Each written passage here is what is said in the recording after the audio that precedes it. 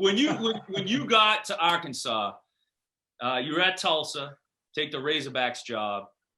At that time, what was your thought process about winning a national championship? I mean, because you had, winningest program in the '90s up until I got there, and then we took a little dip. But it wasn't quite like Todd Day and Colas and those guys. But what was your mentality when you took that job?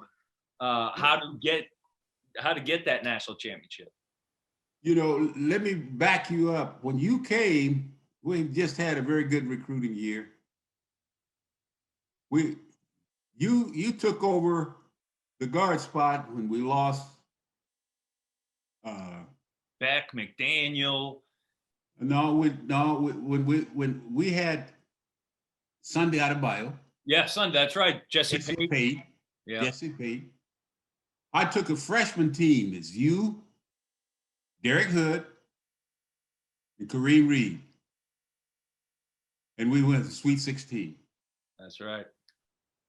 And they took those two players during the time that we were playing really good basketball. That team could have possibly been a Final Four team. I agree. Yeah.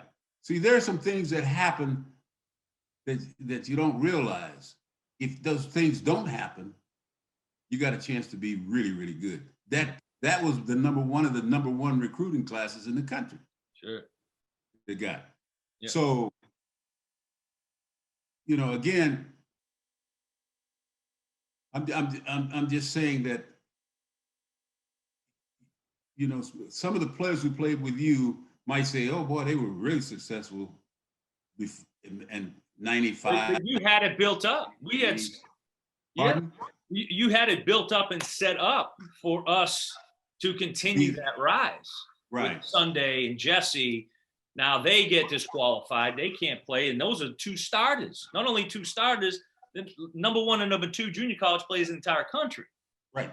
Then you add in Derek Hood, McDonald's All-American, Kareem Reed, McDonald's All-American, number one point guard in the country. I mean, that's. Yeah, we were loaded for some bear. Right. To be able to do well. The NCAA held us hostage for 2 years after that. After that, neither one of the guys that they accused that had to leave, which was Sunday Adebayo, I get a kick out of Sundays. Sunday played against us, Pat, as you can remember, at Memphis State. They won. We couldn't stop Sunday. He had played for us the year before. All right. Now they give him back his eligibility at Arkansas. Now he's playing for Arkansas against Memphis. He wins again. That's right. That's right. He played like 6 years. I'm saying, damn, is he going to ever finish up? Yes, they had their reasons, which wasn't very good. But in other words, to keep things kind of right, they gave him at least another semester back to play for us. Yeah. So I thought that hurt us, and Jesse never came back. Right. So to tell you about us going down, I never thought we went down. I just thought we were held hostage when we shouldn't have been. There were a lot of things done that should not have been done that would have continued that rise. Let me ask this about the national championship team, because, again, it was just an incredible run, back-to-back Final Fours. And, of course, you went to a Final Four with Todd Day and Lee Mayberry and Oliver.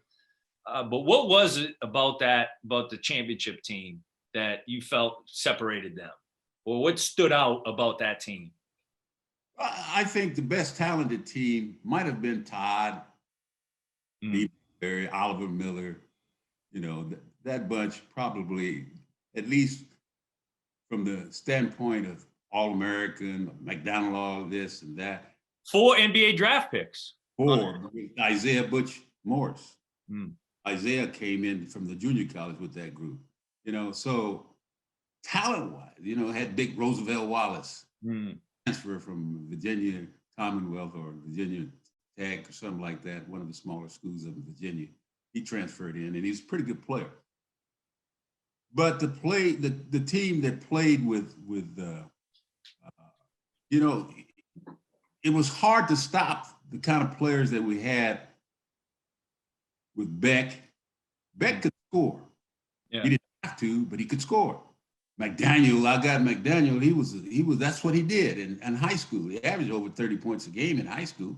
I just told him if you don't guard somebody, you don't get to shoot no more. Sit next to me. You're gonna help me coach the team.